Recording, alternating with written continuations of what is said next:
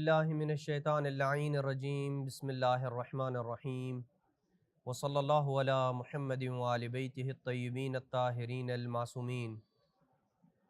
کاروان حسینی مدینہ سے مدینہ 7ویں قسط کے ساتھ مومنین کرام کی خدمت میں حاضر ہوں۔ گزشتہ گفتگو میں ہم نے بیان کیا تھا کہ امام حسین علیہ السلام نے مکہ پہنچ کے چند اہم اقدام کیے، جن میں سے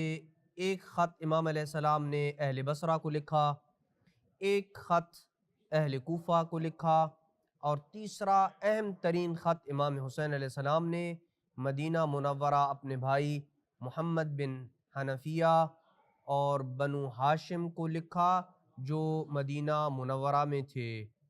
مورخین نے لکھا ہے کہ 19 کے قریب بنو ہاشم کے مرد و زن ایسے تھے جو مدینہ سے امام کے ساتھ 28 رجب کو نہیں نکلے تھے۔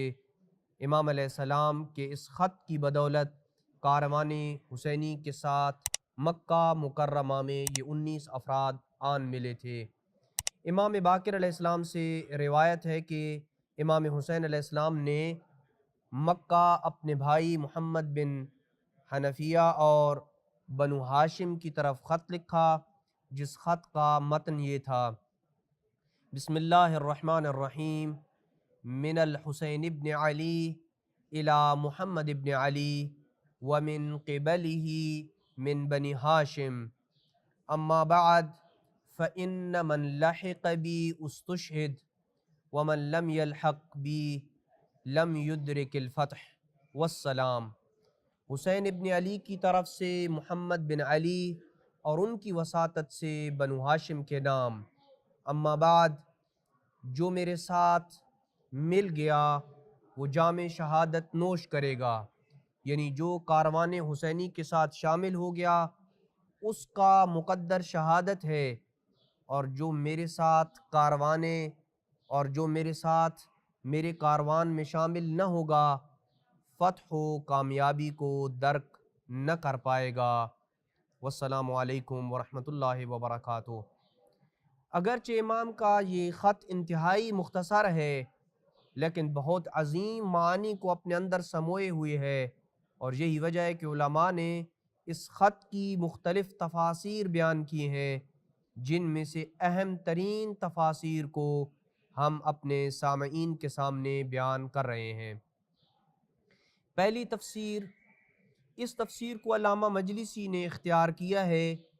اور اس تفسیر کا ماحصل یہ ہے کہ امام کا یہ کہنا کہ جو میرے ساتھ شامل نہ ہوگا وہ فتح و کامیابی کو نہ پائے گا، یعنی جو میرے ساتھ شامل نہ ہوگا وہ دنیاوی کامیابی اور اس کی لذتوں کے حصول سے محروم رہے گا۔ اور یہ بھی احتمال ہے کہ امام نے محمد بن حنفیہ اور بنو ہاشم کو یہ اختیار دیا ہو کہ آپ کی مرضی ہے کہ میرے ساتھ شامل ہونا ہے یا شامل نہیں ہونا۔ اگر شامل ہوئے تو جام شہادت نوش کر کے کامیابی کا ابدی اعزاز ملے گا،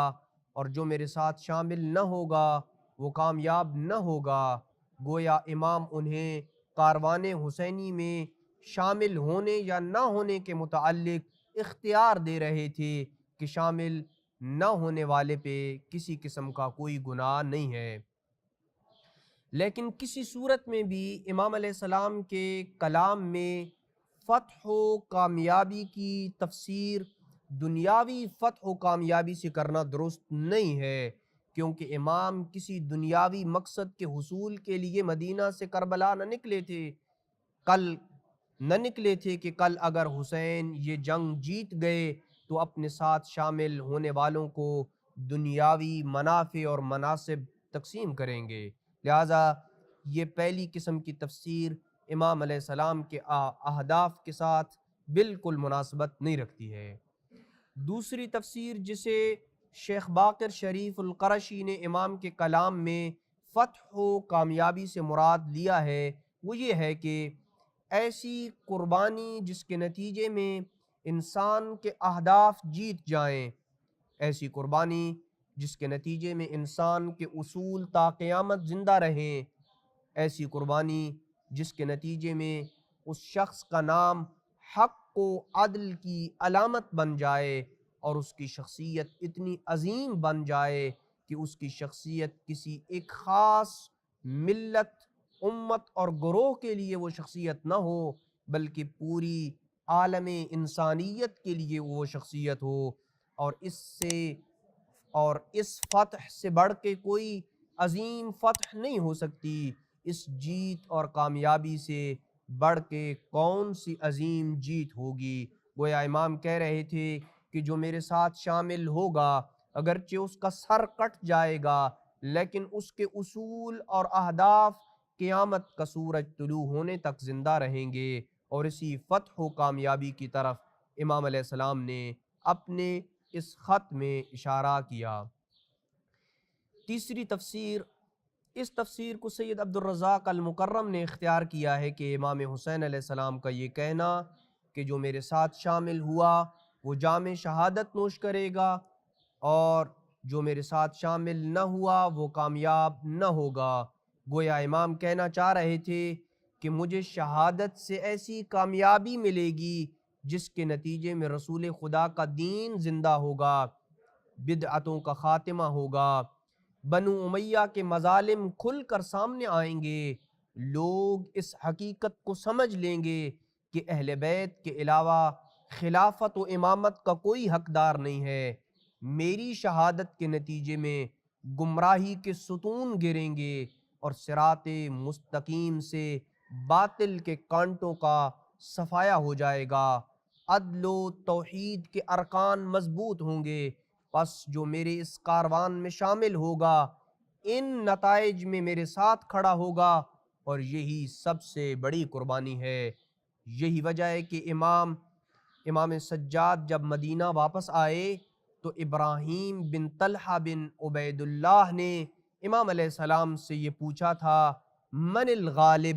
اس جنگ میں جیت کس کی ہوئی ہے؟ تو سید سجاد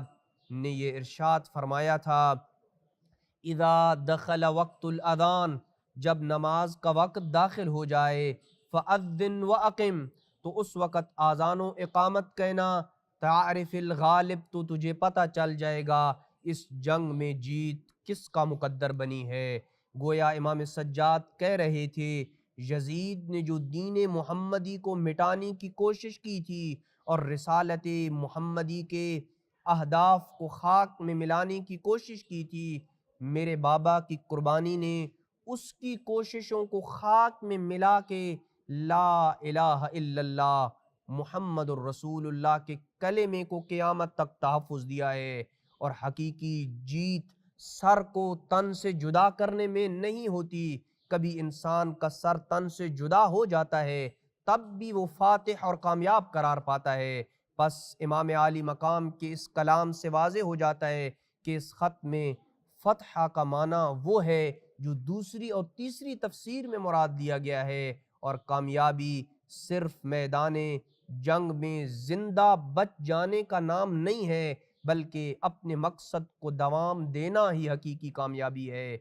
جس میں حسین کامیاب رہے اور ہر آذان و اقامت اس کی گواہ ہے، اور یزید نامراد و ناکام رہا، جس کی دلیل معاشرے میں حقیقی اسلام محمدی کا وجود ہے۔ آئندہ اقساط میں امام علیہ السلام کی تحریک کے متعلق مزید گفتگو کی جائے گی۔ وصلی اللہ علی محمد وآل بیتہ الطیبین الطاہرین المعصومین۔